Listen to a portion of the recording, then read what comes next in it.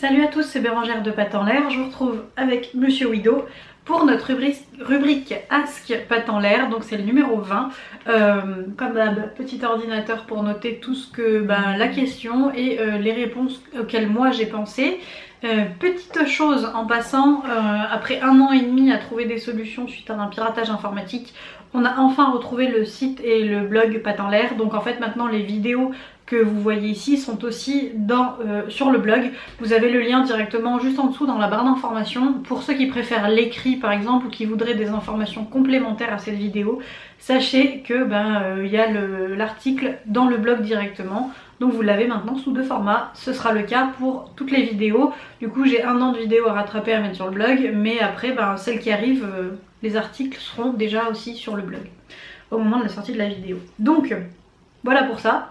Aujourd'hui je vous reviens avec un sujet, une question qui traite de la propreté. C'est la question de Jenna Goutet. Si vous voulez que je réponde à votre question au sujet de l'éducation de votre chien, mettez votre question en commentaire et puis peut-être que vous serez sélectionné pour apparaître du coup la semaine prochaine dans cette même rubrique. Mais aujourd'hui c'est Jenna Goutet qui nous pose la question suivante. Bonjour, j'ai un problème avec mon chien, il a 5 ans et il a toujours été propre après ces 8 mois, mais il y a 1 an j'ai déménagé et depuis ça il ne fait que pipi dans la maison. Même après l'avoir sorti, il n'y a personne chez moi entre 8h et 16h, je ne sais vraiment plus quoi faire. Donc merci de ta question Jenna, je vais faire au mieux. Comme vous le savez, du coup c'est que du en ligne et je ne peux pas poser les questions directement. Donc je vais les poser quand même, c'est des questions que j'aurais posées si par exemple on avait été à un bilan comportemental. Si tu passes par là Jenna, ce que j'espère de tout cœur, je t'invite à répondre aux questions en commentaire en dessous et à ce qu'on continue la discussion ensuite au sujet de ton chien. Donc, première question, est-ce que le chien est-il castré?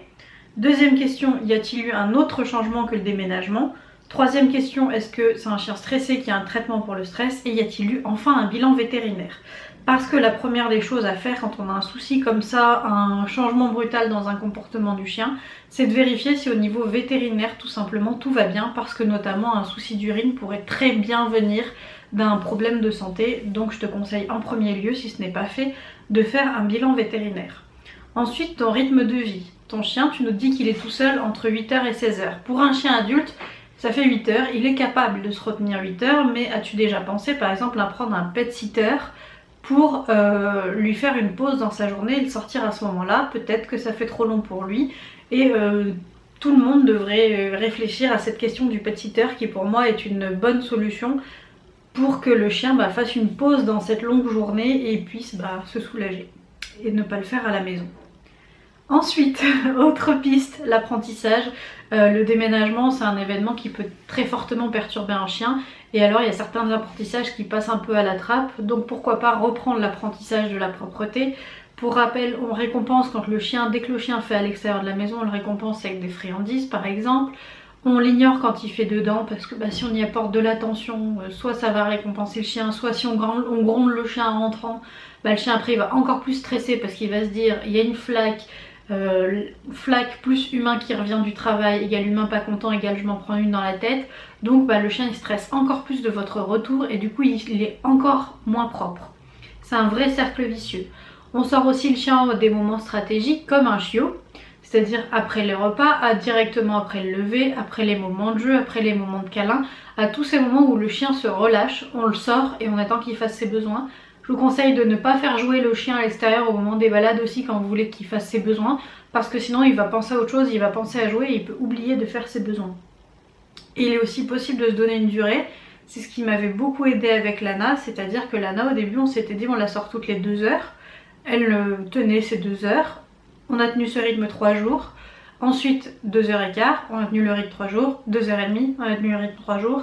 Je comprends qu'en travaillant c'est pas évident du coup parce que toi tu es obligé de t'absenter ces 8 heures là. Mais par exemple le week-end, pour voir quelle durée il est capable de tenir, se dire voilà je le sors tous les temps de temps à intervalles réguliers et petit à petit j'augmente. Voilà, donc n'hésite pas à reprendre l'apprentissage, voir si ça pourrait venir de là et aider. En tout cas ça ne peut que faire du bien. Ensuite une des pistes aussi qui me vient c'est le stress. Je te conseillerais de te rapprocher d'un spécialiste pour traiter ton chien par exemple avec des fleurs de bac. Si c'est une question de stress, est-ce que c'est un chien qui est stressé dans la vie de tous les jours par exemple? Fleurs de bac, nous c'est l'hydroladrose qui nous a été conseillé par le centre Canemotion à Grenoble. Et pour ceux qui sont de la région grenobloise, c'est vraiment l'endroit où aller. Parce que c'est le top. C'est le top. Et nous, l'hydroladrose, ça calme vraiment nos chiens. Et c'est vraiment le top qu'on ait trouvé. Mais après, ça dépend de chaque chien. Voilà. Voilà mes petites pistes. Et en tout cas, en dernier, je me suis amusée à aller sur internet voir ce qui était conseillé dans ces cas-là. C'est pas du tout que je recopie, enfin j'ai pas du tout besoin de ça, hein. Mais on dirait que je me la pète, mais non, enfin je veux dire, je sais traiter ces choses-là, mais j'aime bien parce que je me dis, qu'est-ce que peut dire quelqu'un d'autre pour un problème comme ça? Donc j'ai fait mon truc et puis j'ai fait mes réflexions, après je suis allée voir. Et en fait tout le monde parle de dominance. Je vous rappelle juste que la dominance interespèce n'existe pas, que la dominance intra-espèce, donc entre chiens, n'est pas un trait de caractère. Mais nous on va plutôt appeler ça chez Pattes en l'air de la motivation. C'est le chien le plus motivé qui va avoir quelque chose, mais il cherche pas à contrôler le monde et à récupérer le 440. Enfin vous voyez ce que je veux dire. Donc ne vous attardez pas sur des notions de dominance en vous disant voilà mon chien me domine, mon chien est chez lui, mon chien veut me montrer qu'il est chez lui. Non, on oublie ça, ça ne sert strictement à rien et au contraire vous pouvez passer à quelque chose de à côté de quelque chose de vraiment grave comme un souci de santé en pensant à la dominance en fait. Vous allez vous dire mon chien me domine, bim, régression hiérarchique, donc il se met à manger après nous, passer les portes après nous, machin machin, tout le tintouin. Vous savez ce que c'est si vous êtes dans le... Si vous avez un chien, vous avez dû croiser ces notions là. Mais on peut passer à côté d'un gros souci de santé en fait. Donc on va arrêter avec ces notions moyenâgeuses et se concentrer sur les connaissances qu'on a aujourd'hui, c'est-à-dire bilan de santé, regarder si c'est un chien qui peut stresser, reprendre l'apprentissage. Pour moi déjà si tu fais ces trois choses là, on est déjà bon, hein, quand on est déjà bon. S'il n'y a pas de souci de santé, que tu reprends l'apprentissage, il faut pas avoir honte de reprendre un apprentissage, faut pas se gêner de le faire, ça ne peut que aider ton chien. Donc reprends-le, ne le gronde pas quand il fait à l'intérieur si c'est quelque chose que tu faisais, parce qu'en fait ça engraine la chose, voilà. C'est pas de la faiblesse, c'est juste que bah, ton chien s'il le fait c'est qu'il y a une raison, il faut juste trouver cette raison et la traiter. Voilà. Donc pour l'aider à avoir le bon comportement, apprends-lui à faire autrement. Voilà. J'espère avoir pu t'aider, avoir pu renseigner quiconque passe par là et qui se pose des questions sur la propreté. Et puis je vous retrouve très bientôt pour une prochaine vidéo. Salut!